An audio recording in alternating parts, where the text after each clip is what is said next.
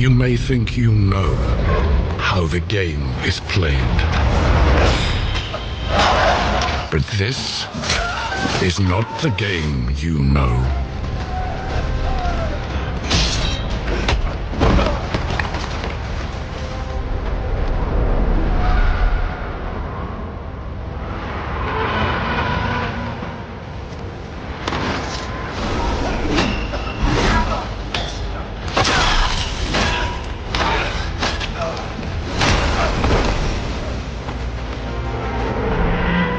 This is your legacy.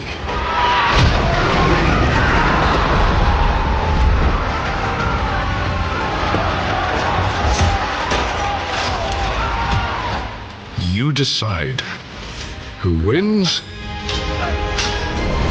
and who dies.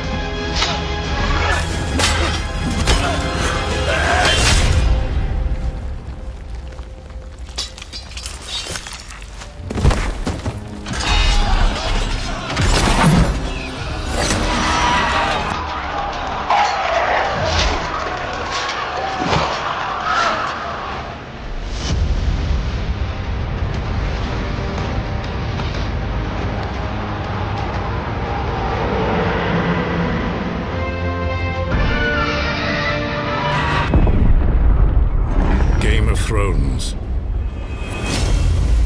War for Westeros.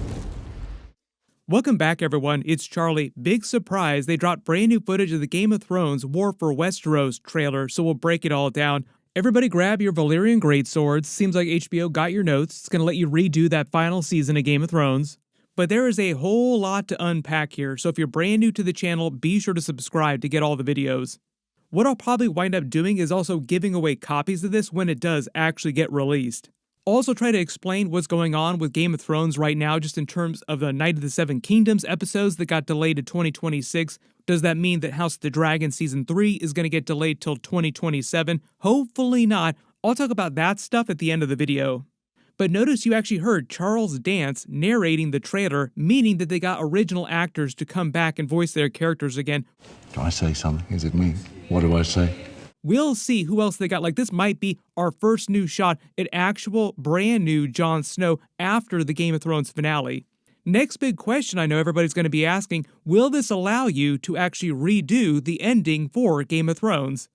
Based on what they're saying in this trailer and what they said after the fact, yes, you actually can change the original story for Game of Thrones, so you can actually give it a completely different ending. So during the actual trailer here, just starting at the beginning, it says, you may think you know how the game is played, the Game of Thrones, bringing back all those classic puns from when the original series was running. But Charles Dance's Tywin Lannister goes on saying, but this is not the game you know, highlighting how the plot can be changed from how the original story played out. This is your legacy. You decide who wins and who dies, as the Night King kills Jon Snow, then resurrects him as a White, saying that it's coming out at some point during 2026. So the way they actually start the trailer here, they actually make it seem like this is set during the events of the Long Night episode during Season 8, Episode 3. Like, oh, it starts out seeming like they're just redoing the original show. We see what looks like that same scene of Jon Snow running across all the bodies during the Long Night episode during Season 8, Episode 3. There's a similar scene of the Night King, also seems like it's right out of that episode, walking across the bodies but from behind. Then him raising the recently dead as Whites also seems like a direct parallel for the scene during Season 8, Episode 3. Like, all this is meant to be the exact same as the episode until you get that Charles Dance Tywin Lannister voiceover. You may think you actually know how things went, but really, we're going to be changing things or letting you change things.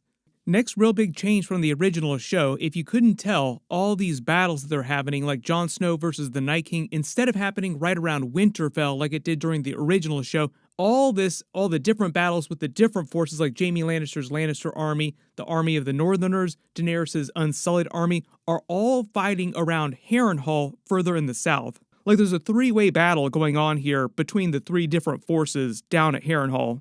We actually started getting much better shots of it from the exterior during House of the Dragon Season 2. For all the complaints for the Harrenhal plot with Daemon just being stuck there having weirwood visions with Alice Rivers, we did get a lot of really cool exterior shots of it. When Tywin Lannister says, "This is your legacy," Daenerys burning the Whites with Drogon, also burning the Lannister army, it seems like, too. My assumption during this is that she's also fighting as her own completely separate faction, like a fourth faction, because you see the Unsullied rush out from the flames, fight the Northerners, fight the Whites, and fight the Lannister army. So it seems like a total war situation where you actually have 4 different factions fighting. Like, what would have happened if Jon Snow hadn't convinced Daenerys to actually team up with the Northerners and help them combine their forces? You decide who wins. When he says you decide who wins and who dies, they have the big reveal of the Night King killing Jon Snow, then resurrecting him as a White. This actually reminds me of that classic Knights of the Old Republic trailer, or that Old Republic trailer, where you actually see the Sith killing the Jedi, but the lightsaber strike happens beneath the frame, so you actually see the reveal after the camera pulls out to show that he's killed him. R.I.P. Jon Snow, raised as a White, still knows nothing. Another big twist, the Lannister army kills Daenerys and Drogon with the Scorpion. Personally, I feel like in this scenario, it would be game over for humanity in general. Like, the Night King would definitely eventually overtake everyone just because his army grows exponentially faster the more people he kills, or the more people that die just in general. Doesn't really matter who does the killing, he just needs more bodies. Also, the fact that Drogon just died means that he has another white dragon that he can raise like Viserion. Jaime Lannister fighting the Whites and the Northern Army at the same time. As you see the Night King looking out over Harrenhal and what seems like him just salivating over the fact that Drogon is sitting there, dead body, for him to raise as a white dragon. Like, let's go grab that dragon. Also seems like Daenerys is going to be raised as a white pretty soon right after this too. So the official statement behind this is that the director who actually worked on this project said that he aims to give fans the chance to not only rewrite the history of the Seven Kingdoms, like rewrite the Game of Thrones story, but play it themselves. Game of Thrones, War for Westeros, takes fans back to the Seven Kingdoms. This time, you're not watching the Game of Thrones, you're playing it. There are 4 playable factions: the Stark army, the Targaryens, who basically Daenerys and her Unsullied army, the Lannisters, or even commanding the Night King's army of the undead. So the idea is that you can actually play the Night King. He is a playable character. So my assumption is that there are many different endings that you can actually bring about through your choices during the game. Like, there's not just 1 or 2 different endings, like there are many, many different ones. Just depending on which faction you're playing and who winds up winning. They didn't say exactly when it's coming out, but I don't think that any of the delays with Night of the Seven Kingdoms episodes or House of Dragon Season 3 potentially have anything to do with the release of this. Like, this is a completely separate project that they've been working on in the background. Personally, I feel like they left a lot of stuff on the ground during the original series when it was running. Like, why didn't they release this several years ago? There have been a lot of different Game of Thrones games that they've actually released during the original run going back several years, but not all of them were great, and a lot of them are just like mobile slop, so a lot of them just wound up being simple gacha games. This seems like the type of thing that people were talking about when they said they should actually make a really amazing Game of Thrones game. Like, it'd be really, really cool if you actually had a big narrative game to play. So I guess better late than never, like somebody finally actually made one. We will see which of the voice actors came back to do their characters again, like do new dialogue, new scenes for their characters. My guess is that most of the really big ones came back, at least a little bit.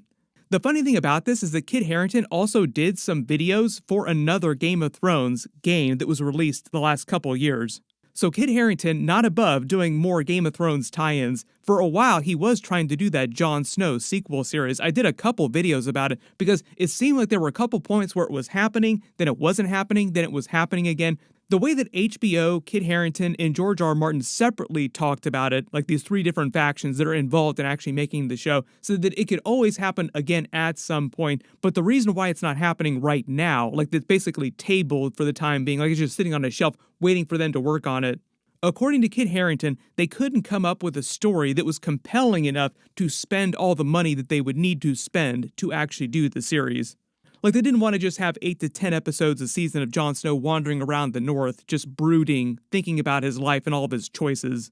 But a big part of that series would have been him reckoning with his Targaryen half, because the original series never really dug into that too deeply. Like, he learns the truth from Samwell, tells Daenerys, and then it kind of quickly speed runs to the end of the plot, and they're dealing with the Night King, the army of the undead, the Long Night, and then dealing with the Lannister army down at King's Landing. Like, it all just happened so fast that Kit Harington said that he laments that they didn't get to spend a lot of time with him dealing with his Targaryen heritage, reckoning with that. But essentially, this game seems like it gives you the opportunity to do that. Like, it's basically a Game of Thrones what if series. Like, what if everybody survived? Jon Snow took the Iron Throne at the end, wound up marrying Daenerys, and they ruled Westeros together. If you wind up winning the game that way with those factions, you'd be surprised. We're probably going to have to wait till it comes out to actually see what the endings actually wind up being. Like, these are the many different possible endings, and then there's some game mods that you can actually introduce, which change them and let you do pretty much whatever kind of ending that you want for the story. Which really is like the ultimate fan fiction, like just do whatever you want to happen inside the world of Game of Thrones. When it actually comes to the Game of Thrones Night of the Seven Kingdoms series, we were supposed to get episodes at the end of this year. It seemed like they were pretty much done actually working on the episodes themselves, but then suddenly announced after releasing a brand new trailer at the big Upfronts panel that they were going to delay it till next winter in 2026. So what that means is like very early 2026, before March at some point, like March or April. My assumption is one of the reasons why they did that was probably for financial reasons, also for Emmys reasons, because there's some weird rules for the Emmys, and HBO just really cares about winning all those awards, and House of the Dragon has not been winning nearly the number of awards that the original Game of Thrones series won. They didn't release that brand new trailer for Night of the Seven Kingdoms online, but if one eventually leaks, I will do a video for it. I did a video for the last trailer they released, so I'll post a link at the end of this. But a lot of people also heard about this delay, and they're like, wait a minute, does this 2026 delay also mean that they've delayed House of the Dragon Season 3 until 2027? Because that was supposed to come out in 2027. That also might be very likely. What they've been trying to do is get to the point where they have Game of Thrones something on the air every single year, like Game of Thrones episodes in some fashion, some series every single year. And it just sounds like something weird happened with House of the Dragon production behind the scenes. So season 3 was going to get delayed or in danger of being delayed to 2027. So they're like, why don't we just delay Game of Thrones Night of the Seven Kingdoms to 2026 so that we can say we're going to have Game of Thrones every single year, but technically that won't start until 2026.